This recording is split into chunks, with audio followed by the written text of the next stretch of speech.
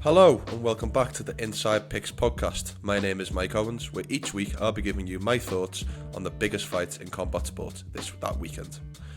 After Dricus du Plessis' £185 title defence against Sean Strickland at UFC 312 in Sydney last Saturday, we stick with the middleweight division for a continued month of middleweight madness. Jared Cannonier faces Gregory Rodrigues in a UFC Apex main event, which I think is fairly certain to be not only entertaining, but also has big stakes for the top 10 of this division.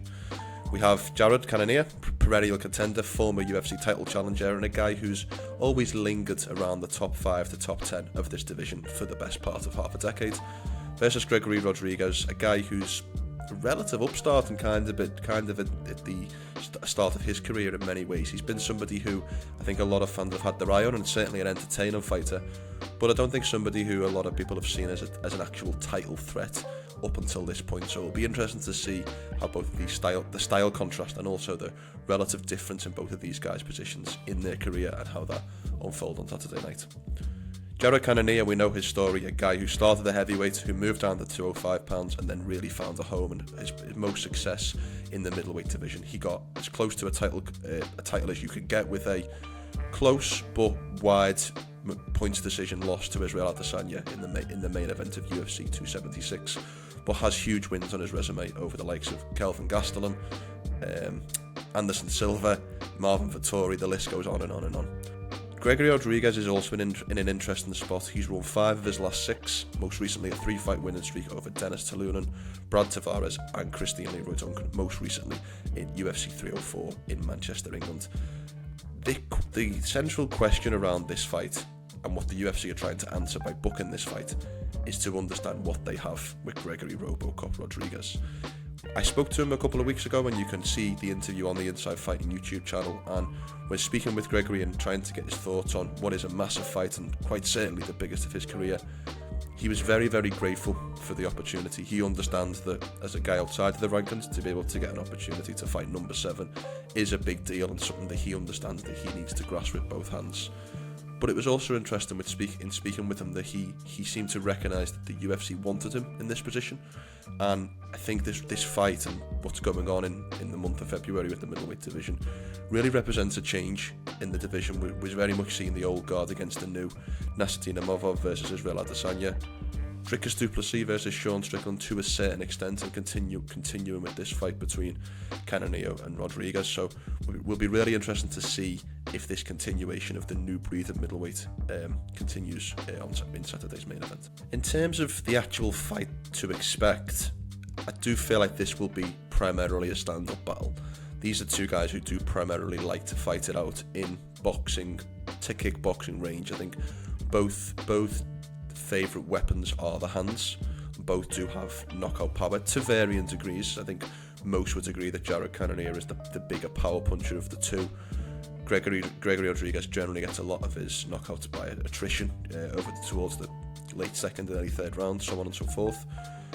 Another one of the central questions around this fight is how much damage Cannonier has taken. I mean, he had a rough 2024 with a controversial but nevertheless a stoppage loss to Nassourdine Imavov in a main event, followed by a 5-round decision loss in which he was dropped in the final round by Caio Borralho later this year. So we're certainly seeing a trend of him taking a little bit more damage, and the question is, will this hold up against Rodrigues?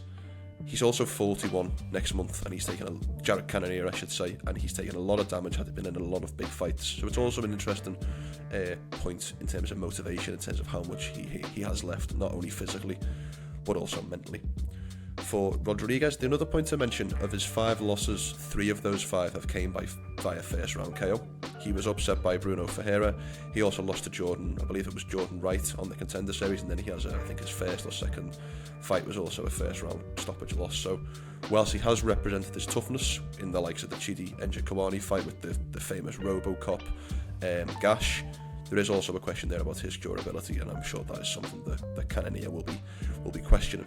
This fight is essentially a litmus test for Rodrigues to understand where he is in this division, and if he is going to be a player on the title level, or if he's going to be a fun action star who, when Gregory Rodrigues fights, fans tune in, but who they don't necessarily see as a title threat.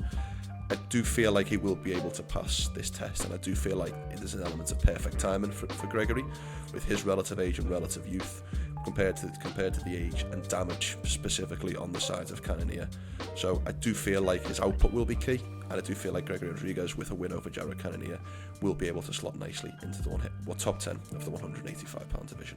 The final point to consider about this fight is what's on the line for the winner. Now, I don't see either, despite the number 7 ranking being on the line for Gregory Rodrigues and his chance to break into the top 15, I don't see either man with a win being massively pushed up the division, given the relative star power of some of the brighter talent and some of the upstarts of the top end of 185 pounds. When you think of Khamzat Chimaev, Nasruddin Imavov, and particularly Caio Borralho, those 3 guys I feel like are next for the title eliminator setting. I could see the winner of this fight potentially being matched up with the winner of Brendan Allen, Anthony Hernandez at UFC Seattle next Saturday.